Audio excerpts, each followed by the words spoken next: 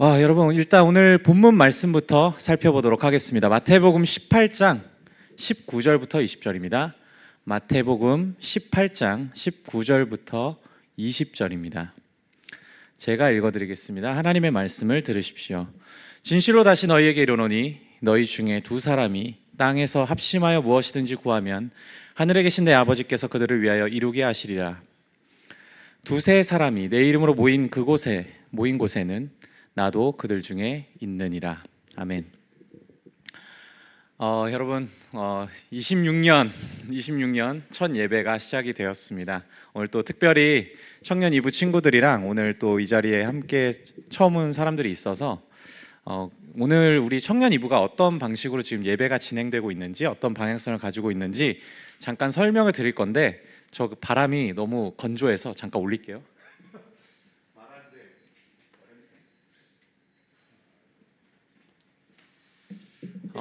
다시 말씀드리면, 청년 이부는 지금 하나님을 아는 즐거움이라는 주제를 가지고 계속해서 말씀을 살펴보고 있고 이제 같이 활동을 하고 있습니다.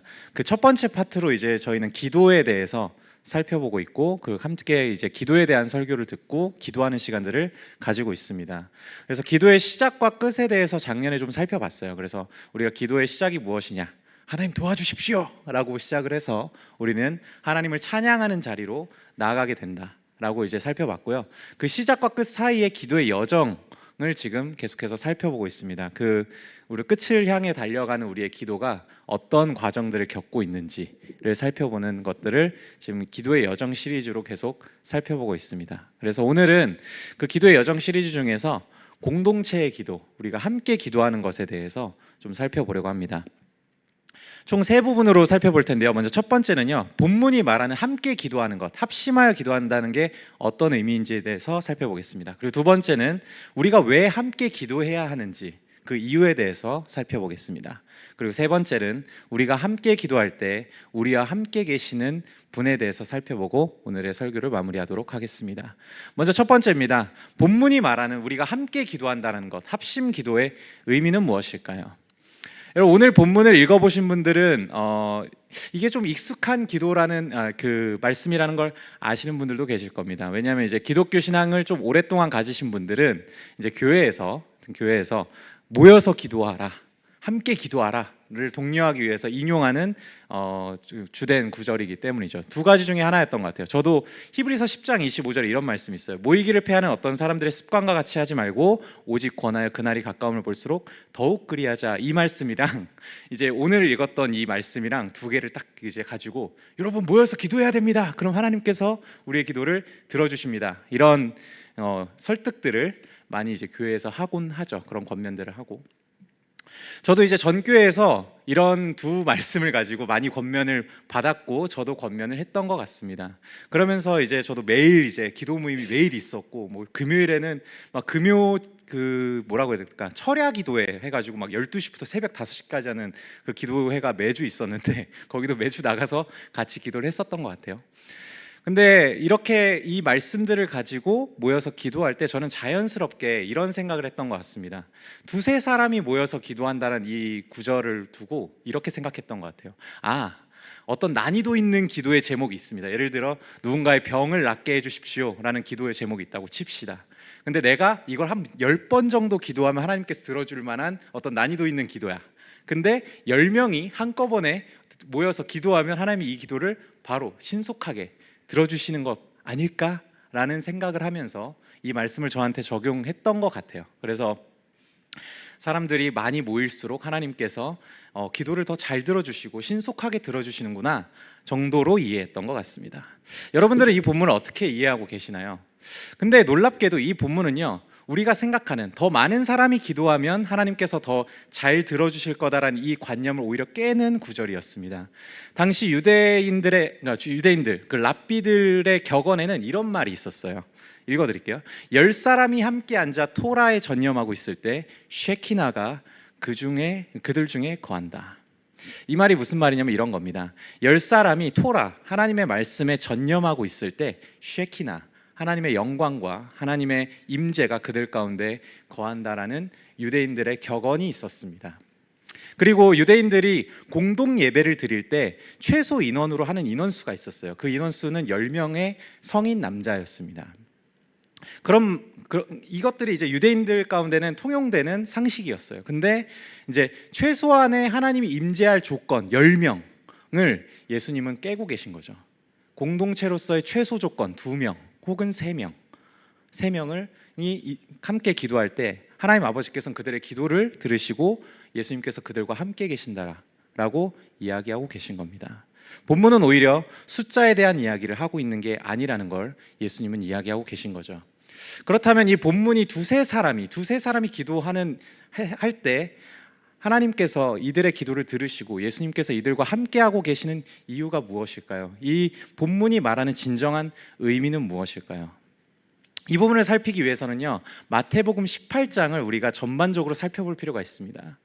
이 맥락 안에서 이 구절이 어떤 걸 의미하는지 알 때 우리는 이 구절의 진정한 의미를 알 수 있거든요. 한번 마태복음 18장을 보시겠어요, 여러분? 마태복음 18장을 보시면 개역 개정판으로 보시면 총 3단락으로 나눠져 있는 것들을 볼 수 있을 겁니다. 첫 번째 단락은 천국에 대한 이야기, 천국에서 가장 큰 자가 누구냐? 라는 데 대한 이야기가 나오고요. 그 다음에 형제가 범죄했을 때 어떻게 해야 되냐? 그리고 그 다음에 용서에 대한 이야기가 나옵니다. 제가 대략적으로 이 부분을 설명드리겠습니다. 첫 번째 단락에서는요, 그 천국에서 누가 크냐라는 걸 막 얘기하면서 예수님이 결국 마지막에 그 15절부터 18절까지 아닙니다. 그 어디 보자. 12절부터 14절까지 이런 이야기를 해주시죠. 마무리를 하면서 100마리의 양이 있는데 한 마리를 잃어버렸을 때 나는 그 양을 반드시 찾으러 갈 것이고 이 작은 자 중에 한 명을 잃어버리는 것이 아버지의 뜻이 아니라고 분명히 예수님이 얘기하고 계십니다. 그리고 그 말씀을 하신 다음에 오늘의 본문이 속해 있는 단락인 그 권징, 형제가 범죄했을 때 권징하는 이야기가 나오죠. 이 부분은 조금만 자세하게 설명드릴게요. 교회 안에 한 사람이 어떤 범죄를 저질렀습니다. 그리고 그걸 발견한 한 사람이 있었어요. 그리고 그 사람이 먼저 찾아갑니다. 그래서 그 죄를 지적해주고 돌이키라고 얘기합니다. 근데 그 사람이 듣지 않아요. 그러면 이제 이렇게 하라고 나와 있죠. 16절에 보면 이렇게 나와 있습니다. 만일 듣지 않거든 한두 사람을 더 데리고 가서 두세 증인의 입으로 말마다 확증하게 하라 라고 나와 있죠. 여기서 우리가 주목해야 될 단어는 두세 증인입니다. 이것은 신명기 19장 15절을 인용해서 예수님이 말씀하고 계신 거예요. 신명기 19장 15절은 이렇게 이야기하고 있습니다. 사람의 모든 악에 관하여 또는 모든 죄에 관하여는 한 증인으로만 정할 것이 아니요 두 증인의 입으로나 또는 세 증인의 입으로 그 사건을 확정할 것이며, 신명기 19장 15절은 재판에 대한 내용을 다루고 있습니다. 이스라엘이 재판을 할 때 어떻게 재판할 것인가를 다루고 있는 내용이고요. 거기서 어떤 사람의 죄를 확정할 때 2명 혹은 3명의 일치된 증언이 있어야만 그게 성립된다고 이야기하고 있는 겁니다. 왜냐하면 그 당시에는 지금과 같이 과학수사 같은 그 수사 기법이 있다거나 뭔가 과학기술이 발달하지 않았기 때문에 사람의 증언이 가장 중요했습니다. 그리고 이 증언이 중요했기 때문에 10계명 중에 이웃에게 대해서 거짓 증거하지 말라라는 이 계명이요, 사실은 이 신명기 19장을 염두에 두고 하나님께서 주신 계명이기도 하죠. 왜냐하면 위증으로 인해서 피해자가 발생하지 않아야 됐기 때문에 하나님이 10계명 중에서도 그 계명을 주신 겁니다. 그렇습니다. 그래서 이제 교회 안에서 이제 범죄한 한 형제를 위해서 두세 증인이 이제 그 합치된 그 증거로 그 사람을 권면하라고 나와 있습니다. 그리고 나서 그 사람들 두세 사람의 말도 듣지 않거든 교회가 나서서 이야기하고, 교회 말도 듣지 않거든 이방인과 세리와 같이 여기라고 이야기하죠.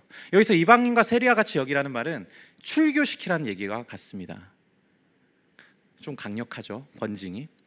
그러고 나서 오늘의 본문이 나와 있고요. 그 오늘의 본문 뒤에 베드로가 예수님한테 이런 질문을 던집니다. 예수님, 이 범죄한 사람이 회개하고 돌아오면 용서해 주는 거 오케이. 근데 그 사람이 또 범죄해요. 그리고 또 용서를 구해요. 이러면 언제까지 몇 번이나 용서를 해줘야 됩니까? 라는 질문을 던집니다. 거기에 이제 예수님은 이런 번에 7번까지라도 용서를 해주라고, 그냥 계속 용서해 주라고 말씀을 해주시면서 용서에 대한 비유를 말씀해 주시죠. 이런 맥락으로 봤을 때 여러분, 오늘의 본문이 위치하고 있는 데서 나오는 메시지는 어떤 걸까요? 제가 간단하게 엮어서 설명을 드리도록 하겠습니다. 먼저 첫 번째 단락에서 예수님의 핵심 메시지는 이겁니다. 나는 잃어버린 양을 반드시 찾을 것이다. 그리고 작은 자 중에 한 사람도 잃어버리는 것이 아버지의 뜻이 아니다라고 말씀하고 계신데요. 그 이 잃어버린 양, 작은 자가 누구를 뜻하는 걸까요? 그 다음 단락에 나온 범죄한 형제겠죠. 이 맥락 속에서 봤을 때 이 범죄한 형제는 하나님 앞에서 잃어버린 양과 같습니다. 그리고 그 잃어버린 양을 교회로 돌이키게 하기 위해서 너희는 가서 권면하라고, 그 사람의 죄를 지적해주고 회개할 수 있도록 도와주라고 말씀하고 계신 거죠. 근데 출교는 좀 빡세지 않나요? 교회에서 내쫓으라니요. 이건 좀 빡세지 않나요? 라고 생각할 수 있는데, 그만큼 그 사람이 그 죄에 대해서 깨닫지 못하고 있을 때는 출교를 시켜서라도 그 사람이 하나님 앞으로 돌아올 수 있게 그런 조치를, 강력한 조치를 하라고 예수님은 말씀하고 계신 겁니다. 단순히 교회에서 내쫓아라가 아니라 그 사람의 돌이킴을 위해서, 죄를 깨닫게 하기 위해서 내쫓으라고 얘기하고 계신 거죠. 그러고 나서 오늘의 본문이 나옵니다. 두세 사람이 기도하는 것에 대한 이야기가 나온 거죠. 여기서 두세 사람은 우리가 앞에 단락에서 나왔던 것처럼 두세 증인과 연결됩니다. 형제의 죄를 지적하는 그 두세 사람, 교회를 지칭하는 말이죠. 그리고 그 형제의 죄를 지적하고 하나님의 뜻을 이루기 위해서 뭔가 순종하는 그 사람들은 반드시 기도를 해야 된다라고 예수님은 이야기하고 계신 겁니다. 그러고 나서 이제 베드로의 그 용서에 대한 질문이 나오는 거죠. 맥락이 이해가 되시죠? 왜냐하면 그 사람이 또 권면했던 사람이 또 돌아와서 막 이제 잘 지내가다가 또 죄를 저질러. 그럼 그 사람 또 용서해 줘야 되나요? 이런 맥락 안에 있는 거예요. 그렇다면 여러분, 이 두세 사람이 기도한다라는 것, 두세 사람이 기도한다라는 것에 대한 진정한 의미, 이 맥락 안에서의 진정한 의미는 무엇일까요? 미국의 목회자인 스튜어트 웨버는요, 이 부분에 대해서 이렇게 이야기를 해줍니다. 한번 들어보세요. 이 약속은 길을 잃은 신자를 대면하는 두세 사람, 사실은 전체를 나타내는 수사법이다. 두세 사람을 위한 지침을 보장합니다. 이것은 또한 죄를 지은 사람을 회복시키는 과정에서 지혜를 구하고 권위를 가지고 행동하라는 교회를 향한 약속이기도 합니다. 다시 말해서 이 과정이 그리스도께서 제시하신 대로 추구될 때 그분의 임재와 능력이 보장됩니다 라고 이야기합니다. 이게 무슨 말이냐면요, 이런 거죠. 여러분, 권면을 한번 해보신 적 있으십니까? 내가 정말 사랑하는 형제와 자매가 계속된 죄를 짓고 있습니다. 그 죄로 인해서 공동체를 망치고 있고 자기 자신을 망치고 있을 때 여러분들은 그 형제 자매에게 그 죄에 대해서 지적해주고 거기서부터 돌이키라고 얘기를 해줘야 되죠. 아마 여러분들이 이런 경험이 있으신 분도 있을 거고 없으신 분들도 계실 텐데, 저도 원래 성도로 있을 때는 이런 일들이 자주 있진 않았던 것 같아요. 왜냐하면 적당히 이제 거리를 두고 이 사람과 잘 지내기 위해서 그 죄를 지적하기보다는 그냥 같이 잘 지내보자, 그거는 뭐 교역자가 알아서 하겠지라고 이제 생각을 했는데, 제가 교역자가 돼버렸어요. 그래서 저도 이제 교역자가 되고 나서 그런 순간들을 마주하게 됐습니다. 여러분, 이 순간들을 마주하게 됐을 때 이 권면이 쉬울까요? 아니요, 쉽지 않습니다. 특히나 복음을 잘 이해하고 있는 성도일수록 이 권면은 사실 죄를 지적하는 것은 상당히 쉽지 않는 문제이기도 합니다. 야, 나는 이렇게 하는데 너는 왜 안 해? 이런 방식으로 권면할 수 없기 때문이죠. 나도 용서받은 죄인이기 때문에 내가 과연 이 사람의 죄를 지적해도 되나? 내가 그럴 자격이 있나? 이런 반문이 스스로 들기도 하고요. 이 사람과의 관계가 깨질까 봐 두렵기도 합니다. 그렇기 때문에 누군가의 죄를 지적할 때는 하나님으로부터 오는 확신과 용기와 지혜가 필요하죠. 그래서 예수님은 말씀하신 겁니다. 너희가 두세 사람이 그 형제의 죄를 돌이키게 하기 위해서 죄를 지적한 그 두세 사람은 기도해라. 하나님으로부터 오는 지혜를 구해라. 하나님으로부터 오는 용기를 구해라. 그리고 하나님께서 이 관계를 지켜주신다는 확신을 구해라. 그러면 아버지께서 그 잃은 양을 찾으시는 아버지, 작은 자를 잃어버리지 않는 것이 않으시는 아버지의 뜻대로 너희에게 이루어질 것이다. 그리고 내가 너희와 함께 할 거다라고 약속해 주시는 거죠. 그렇습니다, 여러분. 이 본문은요, 사실 두세 사람, 많은 사람이 기도했기 때문에 하나님께서 그 기도를 들어주신다거나 예수님께서 함께 하신다는 이야기가 아니고요, 우리가 개인 기도를 하는 것처럼, 골방에서 기도하는 것처럼 하나님의 뜻을 구했을 때 하나님께서 그 뜻대로 응답해 주시고 예수님이 함께 해주신다는 이야기를 하고 있는 겁니다. 숫자에 대한 이야기가 아니에요. 그렇다면 여러분 이런 생각이 드실 수 있습니다. 그러면 함께 기도할 필요가 없네? 그냥 나는 골방에서 혼자 기도하는 게 좋은데? 뭐 공동체적인 기도가 뭐하러 필요해? 옆에서 소재아 같이 크게 기도하는 사람 옆에 있으면 기도에 방해나 되고 그냥 나는 골방에서 혼자 기도할란다 라고 생각을 하시는 분들이 있으실 겁니다. 그렇지만 여러분 여전히 예수님은 두세 사람, 최소한의 공동체 그리고 교회가 기도해야 된다고, 함께 기도해야 된다고 이야기하고 계십니다. 그것이 팩트죠. 그렇다면 우리는 왜 함께 기도해야 될까요? 두 번째 단락으로 넘어가겠습니다. 우리가 왜 함께 기도해야 되는지에 대해서 살펴보도록 하죠. 그 첫 번째 이유는요, 하나님이 우리를 교회라는 공동체로 부르셨기 때문입니다. 우리의 부르심은 단순히 개인적인 부르심뿐만 아니라 교회라는 공동체로 하나님이 부르셨기 때문이죠. 여러분, 우리는요 지금 개인주의 사회가 만연한 시대를 살고 있습니다. 그 어느 때보다 역사상 어느 때보다 개인주의적인 사상이 만연한 시대를 살고 있죠. 개인의 선택과 자유를 존중하는 게 우리에게는 당연한 디폴트 값이 되었습니다. 그래서 신앙생활도요, 우리는 그런 지점들이 많이 반영이 돼 있는 것 같아요. 그래서 이제 공동체적으로 뭘 합시다 라는 것에 순순히 따르지 않죠. 저희는 저를 납득시켜 주세요. 저는 제가 납득이 돼야 움직이겠습니다. 이런 이제 문화들이 생기기 시작했고요. 뭐 이게 나쁜 문화는 아닌 것 같습니다. 왜냐면은 그런 것들에 대한 납득과 이해가 필요하니까요. 그런데 우선순위로 봤을 때 우리는 개인의 선택과 자유가 훨씬 중요한 신앙생활을 하고 있는 것 같습니다. 그럼에도 불구하고 여기 계신 분들은 그래도 저는 교회 잘 나오고 공동체 생활 잘하고 있는데 뭐가 문제인가요? 저는 그렇지 않습니다 라고 하시는 분들을 위해서 제가 여러 가지 논문과 여러 가지 이제 제가 읽었던 책들을 가지고 여러분들을 설득하려고 하다가 그렇게 하기보다는 제가 2025년에 경험했던 경험담을 좀 드리는 게 나을 것 같다는 생각이 들었습니다. 제가 25년에는요 새가족팀의 교역자로 신촌 캠퍼스에서 섬겼습니다. 지금 청년 이부를 담당하기 전에요. 그래서 2025년에 적어도 2025년에 온 새가족들을 모두 만났고요. 그리고 그 사람들에게 여러 가지 질문과 답을 들을 수 있었습니다.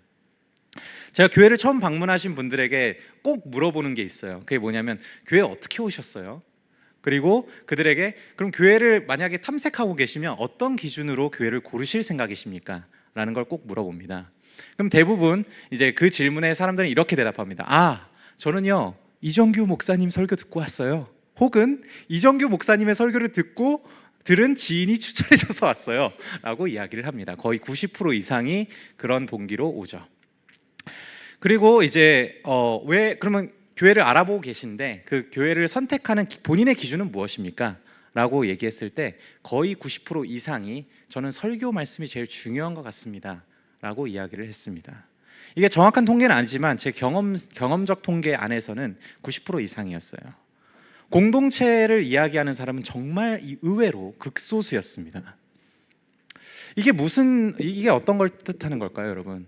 이것은 이렇게 볼 수도 있을 것 같습니다. 현대사회를 사는 신앙인들은요 공동체보다 나를 납득시켜주고 나를 만족시켜줄 만한 어떤 설교, 예배, 내가 개인적으로 참여할 수 있는 어떤 것을 제공하는 교회를 더 선호한다는 것이죠. 개인주의 사회에서 아주 적합한 길을 찾고 있는 겁니다. 여러분, 그렇다면 새가족들만 그럴까요? 저는 그렇지 않다고 생각합니다. 우리 공동체도 어느 정도 그런 것들에 익숙한 공동체라고 생각합니다. 시광교회 신촌 캠퍼스도요. 뭐 예를 들면 이런 거죠. 뭐 금요기도의 출석률 혹은 청년 이부를 봤을 때도 저는 이제 확언컨대 여러분들의 개인적인 선택이 공동체적 선택보다 훨씬 앞선다고 저는 확언할 수 있습니다. 왜냐하면 저도 재작년까지는 벌써 재작년이 됐는데 성도였고요. 꽤나 오랫동안 성도로 지냈고 작년에 이제 교역자가 된 초짜 교역자인데 저도 성도일 때 그런 마음이 있었던 것 같아요. 내 선택이 더 중요하고 내 개인 일정이 더 중요하고 이제 교회의 일정과 어떤 방향성보다는 내 인생 전반의 그 방향성과 선택들이 더 중요하다고 생각해서 때때로 그렇게 타협하는 것을 그렇게 어려워하지 않았던 것 같습니다. 근데 저도 그랬다면 여러분들도 그랬을 거라고 저는 확신합니다. 그렇지만 여러분 그러면 성경은 어떻게 이야기하고 있을까요? 우리는 정말 개인으로서의 부르심만 중요한 걸까요? 아니요, 그렇지 않습니다. 에베소서 2장 19절부터 22절은 이렇게 이야기하고 있습니다. 그러므로 이제부터 너희는 외인도 아니요 나그네도 아니요 오직 성도들과 동일한 시민이요 하나님의 권속이라. 너희는 사도들과 선지자들의 터 위에 세우심을 입은 자라. 그리스도 예수께서 친히 모퉁이 돌이 되셨느니라. 그의 안에서 건물마다 서로 연결하여 주 안에서 성전이 되어가고 너희도 성령 안에서 하나님이 거하실 처소가 되기 위하여 그리스도 예수 안에서 함께 지어져 가느니라. 우리가 오늘 예배 처음에 불렀던 찬양의 모티프가 되는 구절이죠. 바울은 그렇게 설명하고 있지 않습니다. 너희는 개인으로 부르심을 받았을 뿐만 아니라 하나님 나라의 사회, 이 사회의 시민으로서 부르심을 받았다. 그래서 너희는 각각 건물이 돼서 그 모퉁이도 대신 예수님을 중심으로 연결되고 자라가는 성전이고 성령의 처소가 되었다라고 이야기를 하고 있는 것이죠. 그리고 고린도전서 12장에 보면 좀 더 적나라한 비유를 바울은 듭니다. 12장 12절은 이렇게 이야기하고 있습니다.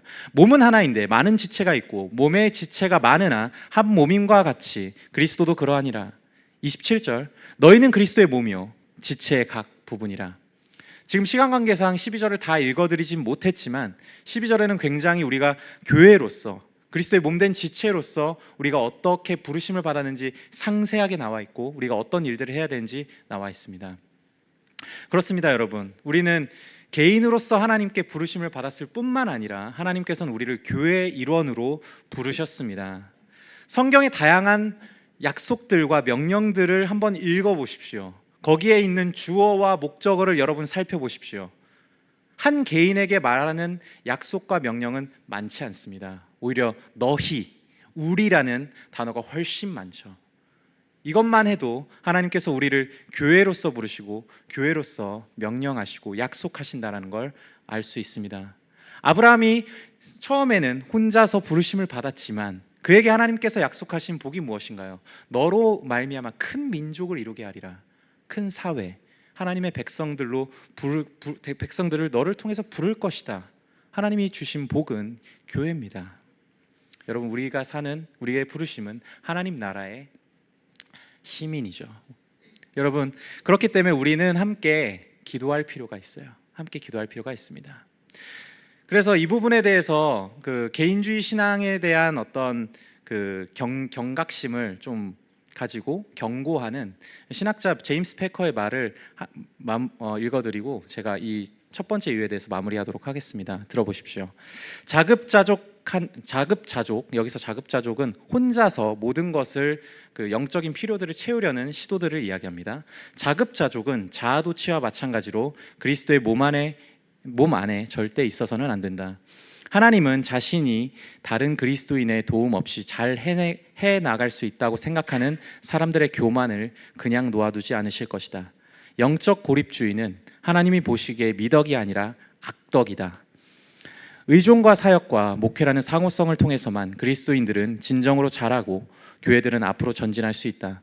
바울의 사상에서 분명히 나타나는 그러나 도처에 암시되어 있는 신약의 개념은 사람들이 하나로 단결하여 교회가 되는 일, 즉 성경에서 믿음을 배우고 성령을 통해 성부와 성자께 찬양과 경배와 기도를 하고 복음의 성례를 거행하고 목회적 지도력을 확립하고 서로 보살피고 바로잡고 격려하며 성령님이 주시는 모든 은사들을 섬김을 위해 사용하는 등 교회가 할 일을 할 때에 하는 곳마다 언제나 우주적 교회의 모습이 축소판으로 나타난다는 것이다. 제임스 패커는 우리가 교회로서 기도하고 함께할 때 그 가운데 하나님께서 함께하심을 이야기하고 있는 것이죠. 여러분, 지금 저희가 당위적인 이유를 하나 살펴봤습니다. 우리가 함께 기도해야 될 당위적인 이유, 우리가 교회로 부르심을 받았다라는 이유를 들었습니다. 이번에는 좀 실천적인 이유에 대해서, 두 번째 이유에 대해서 좀 설명을 드리도록 하죠. 우리에게 직접 와닿는 이유를 설명드리겠습니다. 두 번째, 우리가 함께 기도해야 되는 이유는요, 공동체의 성격이 우리의 인격과 삶의 방향성을 결정하기 때문입니다. 다시 말씀드리죠. 공동체의 성격이 우리의 인격과 삶의 방향성을 결정하기 때문입니다. 여러분, 개인마다 인격이 있는 것처럼 공동체마다도요 가지고 있는 성격들이 있습니다. 예를 들면 이런 거죠. 저는 이제 8년 동안 이제 기업에서 일을 했었는데 기업의 그 제일 우선시되는 성격이 뭐죠? 기업은 이윤 추구가 제일 우선순위입니다. 그래서 그 이윤 추구를 할 수 있게 일을 잘하는 사람, 돈을 벌어다 주는 사람들을 제일 많이 인정해주고, 기업 안에 있는 사람들은 자기의 성향과 성격과 상관없이 모두 일을 잘해야 된다라는 생각을 가지고 일을 열심히 하게 되죠. 또 한편으로 우리 다른 공동체를 또 생각해 봅시다. 군대를 한번 생각해 봅시다. 군대는 어떤 조직인가요? 군대는 전쟁과 전투에서 승리하는 게 목적인 공동체입니다. 이 공동체는 돈을 잘 벌거나 일을 잘해서 수완이 좋은 것보다는 전략적이고 뭔가 전투력이 높고 체력이 좋은 것들을 우선시합니다. 그것들을 더 우선시해야 전쟁에서 승리할 수 있기 때문이죠. 그렇습니다, 여러분. 우리가 속해 있는 공동체마다 각자의 성격이 있어요. 그리고 그 성격들은요, 우리의 인격과 삶에 굉장히 큰 영향을 주고 있습니다. 여러분, 제가 여러분들이 수십 권 읽어야 깨달을 수 있는 심리학 지식을 하나 지금 엑기스로 전달을 해드리려고 합니다. 뭐냐면요, 개인의 인격과 능력치가 어떤 방식으로 자라나는지 제일 중요한 3요소를 지금 말씀드릴게요. 3요소. 첫 번째 요소는 뭐냐면요, 개인의 기질과 성향입니다. 첫 번째 요소는 개인의 기질과 성향. 그리고 두 번째는 개인의 의지와 노력입니다. 그리고 세 번째는 공동체죠. 개인이 속해 있는 공동체요. 이 세 가지가 조화롭게 이제 상호작용하면서 한 개인이 이렇게 성장해 나가고 한 개인의 능력치가 성장해 나갑니다. 여러분, 이 세 가지 요소 중에 가장 중요한 요소가 뭘까요? 여러분들이 생각하는 가장 중요한 요소는 무엇입니까? 아마 어떤 분들은 개인의 기질과 성향이 제일 중요한 게 아니야, 나는 의지와 노력, 내가 할 수 있는 한 하면 다 바뀌지 않겠어? 라고 생각하는 분들도 계실 겁니다. 하지만 제가 여러분들에게 확실히 말씀드릴 수 있는 건, 저는 이 공동체가 가장 중요하다라고 여러분들에게 말씀드릴 수 있을 것 같습니다. 이 부분을 좀 더 자세하게 설명하면 이렇습니다. 개인의 기질과 성향은요, 사실 좀 바꾸기 어려운 지점이 있습니다. 왜냐하면 그것이 우리의 개성을 이미 형성하고 있기 때문이죠. 대신 이 개인의 기질과 성향을요, 잘 다듬어서요, 내가 가지고 있는 강점과 약점, 강점을 강화시키고 약점을 보완하는 방식으로 우리는 개인의 의지와 노력을 사용해서 우리의 인격과 나의 능력치를 계속해서 조정해 나가죠. 그런데 여러분, 이 두 가지만 있으면 될까요? 이 두 가지? 이 두 가지만 있으면 내가 더 성장하고 내가 더 성숙해질 수 있을 것 같아 라고 생각할 수 있지만, 우리는 이 성장과 성숙의 방향성이 굉장히 중요하다는 걸 경험적으로 알고 있습니다. 여기 아직 진로 고민을 하시는 분들은 이 부분에 대해서 많이 와닿으실 거예요. 왜냐하면 내가 가지고 있는 능력과 내 의지와 노력을 어느 방향으로 써야 하는가, 그거를 우리는 알지 못해서 혼란스러워하는 경우를 많이 경험하기 때문이죠. 그렇습니다, 여러분. 공동체는요, 이 방향성을 정해주는 역할을 합니다. 내가 내 성향과 기질을 어떻게 다듬어 가야 될지, 내 강점을 어떻게 강점으로 더 부각시킬지, 약점을 어떻게 보완할지, 내 의지와 노력을 어떤 방식으로 사용할지의 방향성을 정해주는 게 공동체입니다. 예를 들어보죠. 좀 극단적인 예인데 좀 이해를 돕기 위해서 좀 극단적인 예를 들어보겠습니다. 내향적인 사람이 있습니다. 사람들을 만나면 기가 빨리고 에너지를 쓰는 사람이 있다고 칩시다. 근데 이 사람이요, 막 구직 활동을 하다가 영업직 사원으로 입사를 하게 됐습니다. 근데 그 영업직 사원들이 모여 있는 그 팀은요, 굉장히 로비도 많이 해야 되고 사람들과 많이 만나야 되는 조직입니다. 근데 그 사람은 그 조직에 들어가서 어떻게 해야 될까요? 사람들을 만날 때마다 너무 힘들지만 이 사람은 어떻게 해서든 사람들과 커뮤니케이션하는 이 능력들을 개발해야 되고요, 사람들과 함께하는 시간들을 견뎌야 할 겁니다. 자기의 의지와 노력을 사용해서 자기의 약점을 보완해야겠죠. 반대의 경우도 있습니다. 외향적인 사람이 갑자기 연구직을 하게 됐다고 칩시다. 근데 그 연구원으로서의 연구직이 사람들과의 거의 교류는 없고 자기가 스스로 계속 뭔가를 파내야 되는 연구직이라고 해봅시다. 그렇다면 그 사람은 사람들과 만났을 때 에너지가 생기고 뭐 사람들과 만났을 때 좋겠지만, 그 사람은 그 일을 감당하기 위해서 자기의 계속해서 뭔가에 몰입하고 혼자 있는 시간들을 연습해야 될 겁니다. 그렇게 자기 안에 있는 것들이 개발되어 나가겠죠.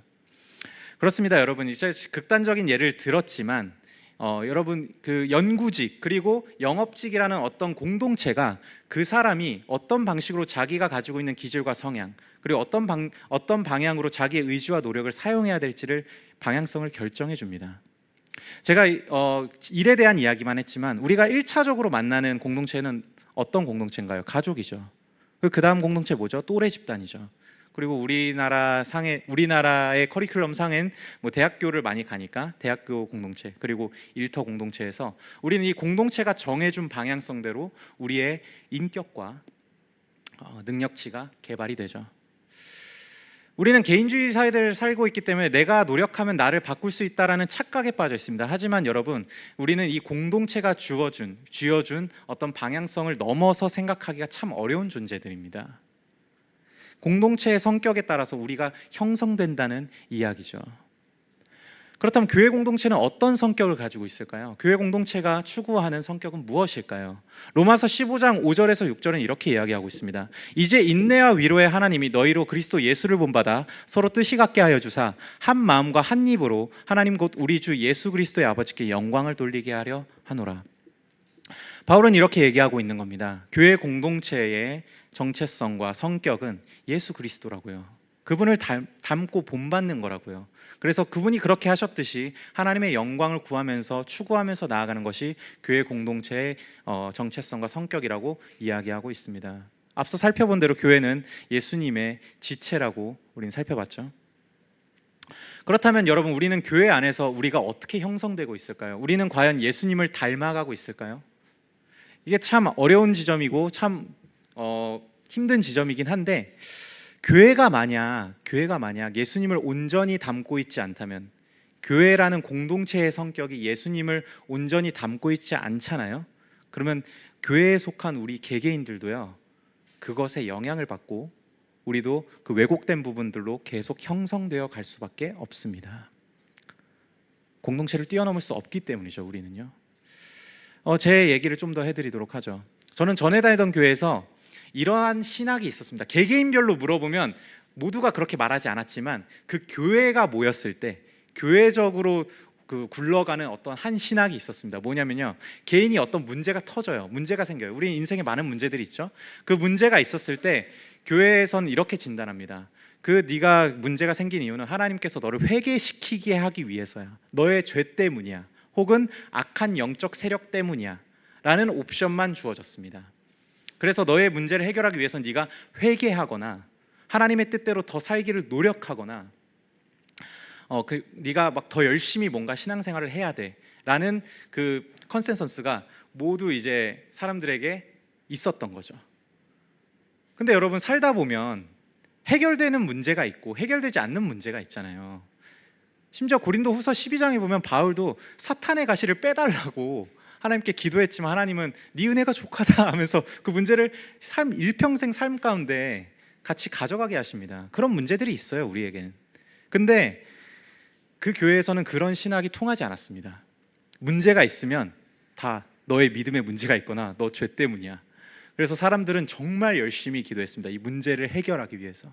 더 많이 헌신하고 더 많이 봉사하고 거기서 오는 역동들이 있었죠.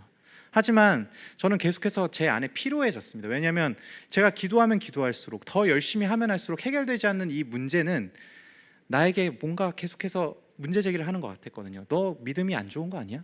너 여전히 네 죄 때문에 하나님께서 응답하시지 않는 거 아니야? 하나님이 너 지금 저주를 내리셔서 지금 뭔가 돌이키게 하시려고 하는 거 아니야? 라는 스스로 자문하게 하는 그런 말들이 있었고요. 그 안에서 저는 계속해서 하나님을 향한 오해가 쌓여갔습니다. 그러다가 이제 시광교회 오게 됐죠. 근데 시광교회에서 와서 제가 참 자유해졌던 이유는 뭐냐면 하나님께서는 꼭 그런 분이 아니라는 거예요. 제가 전에 있던 교회에서는 욥기 설교를 한 번도 들어본 적이 없었거든요. 근데 제가 시광교회 와서 욥기 설교를 듣게 됐고, 또 하나님께서는 때로는 우리가 가지고 있는 문제를 통해서 우리를 형성해 가시고 우리를 계속해서 다듬어 가신다라는 것을 알게 되었습니다.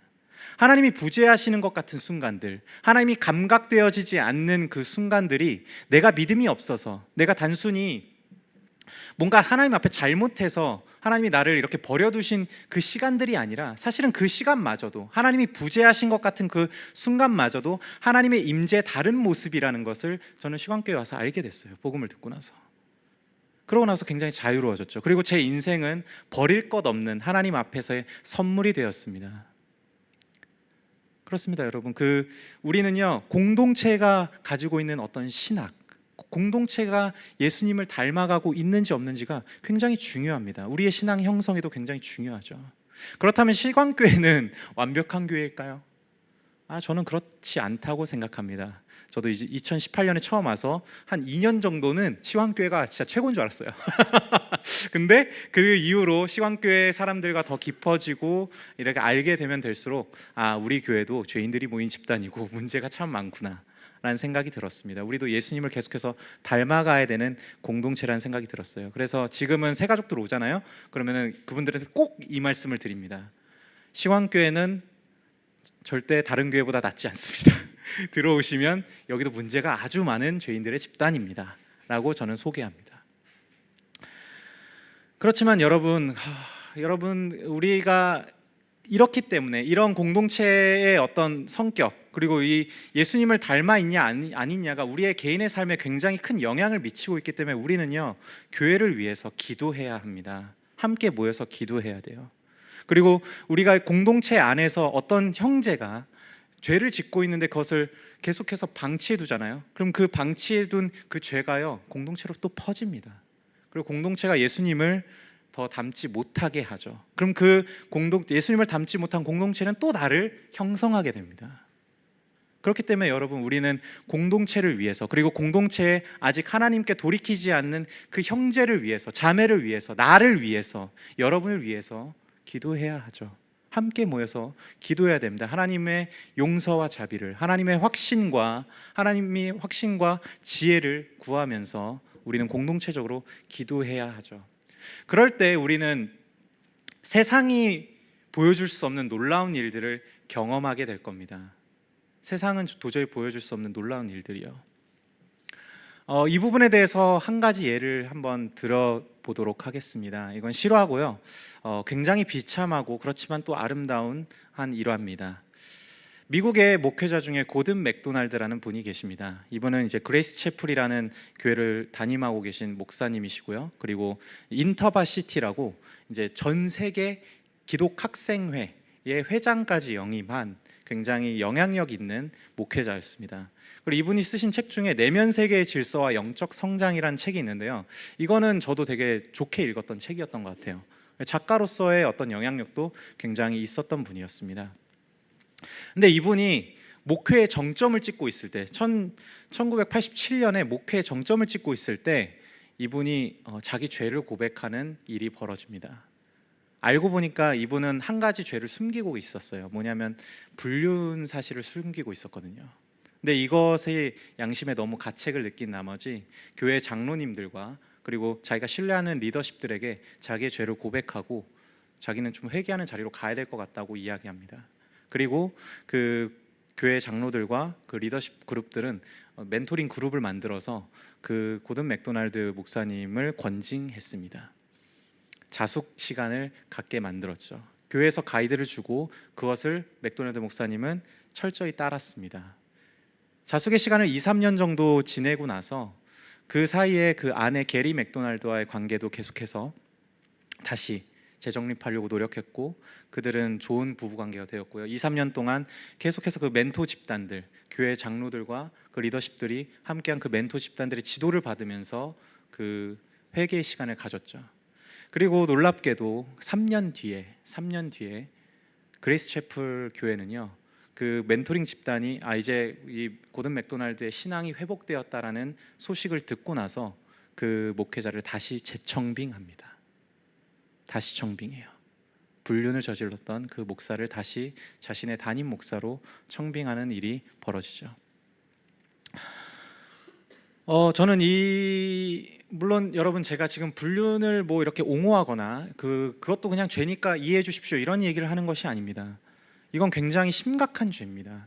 교회 공인으로서는 절대로 저질러서는 안 되는 그리고 공인으로서는 설 수 없는 사실 죄죠. 시황교회 교역자들도 이 부분에 대해서 넘어지지 않게 여러분들이 기도해 주셔야 합니다. 그런데 그 죄를 저지른 그 고든 맥도날드를요 성도들은 단순히 정죄하거나 비난하지 않고 기다려주고 함께 기도해 줬습니다. 이 부분에 대해서 고든 맥도날드는 이런 고백을 했습니다. 한번 읽어드릴 테니까 들어보십시오. 나의 세계가 산산조각 났을 때 나는 수많은 비난의 화살이 날아올 것이라 예상했다. 그러나 나를 기다리고 있었던 것은 예상치 못한 은혜의 군대였다. 그들은 내가 스스로 용서하지 못해 괴로워할 때 나를 대신하여 하나님 앞에 엎드려 울어주었다. 고든 맥도날드는 자기의 죄를 고백하고 나서 자기도 자기 자신이 용서되지 않았습니다. 그렇지만 그 교회 성도들과 장로들, 리더십들은 맥도날드를 위해 함께 울어주었죠. 그리고 맥도날드는 또 이렇게 얘기해 줍니다.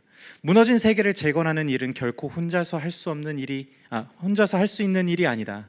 그것은 공동체의 노력이며 은혜를 베풀고 나의 회복의 과정을 끝까지 지켜봐 줄 용의가 있는 사람들과 발을 맞추어 나갈 때 비로소 가능해진다. 그레이스 채플의 성도들은 내가 가장 비참한 밑바닥에 있을 때 기도로 나를 떠받쳐주는 거대한 그물망이 되어주었다. 여러분, 우리가 함께 모여서 한 죄인을 위해서 기도하고 우리 공동체의 어떤 예수님을 닮지 못한 부분들에 대해서 기도할 때 세상은 불륜을 저지른 사람들을 손가락질하고 비난하기 바쁘지만 교회는 그것들을 용서하고 사랑해주며 그 사람도 우리와 함께하는 형제고 자매인 것을 확인시켜주는 일이 벌어졌습니다. 여러분, 우리 공동체에도 이런 일들이 많았으면 좋겠습니다. 한 가지 정욕만 드리고 세 번째 단락으로 넘어가겠습니다. 여러분, 그렇기 때문에 여러분, 우리 올 한 해는 공동체적으로 우리가 기도할 수 있는 자리에 한 자리에는 머물러 주셨으면 좋겠습니다. 그게 금요 기도회가 됐든 이 시간 그 청년 2부 예배가 됐든 우리가 함께 기도할 수 있는 자리에 여러분들이 함께 기도함으로 교회를 위해서 또 아직 돌이키지 못한 잃어버린 양들을 위해서 기도하는 시간에 여러분들의 시간과 에너지를 사용해 주십시오. 그럴 때 우리는 하나님의 놀랍고 위대하고 아름다운 그 현존을 경험하게 될 것입니다. 마지막 세 번째 단락으로 넘어가고 설교를 마무리하도록 하겠습니다. 함께 우리가 기도할 때 함께 하시는 분에 대해서 살펴보고 마무리하도록 하죠. 오늘의 본문 20절은 이렇게 이야기하고 있습니다. 두세 사람이 내 이름으로 모인 곳에는 나도 그들 중에 있느니라. 여러분, 마태복음의 가장 중요한 주제 중에 하나가 있습니다.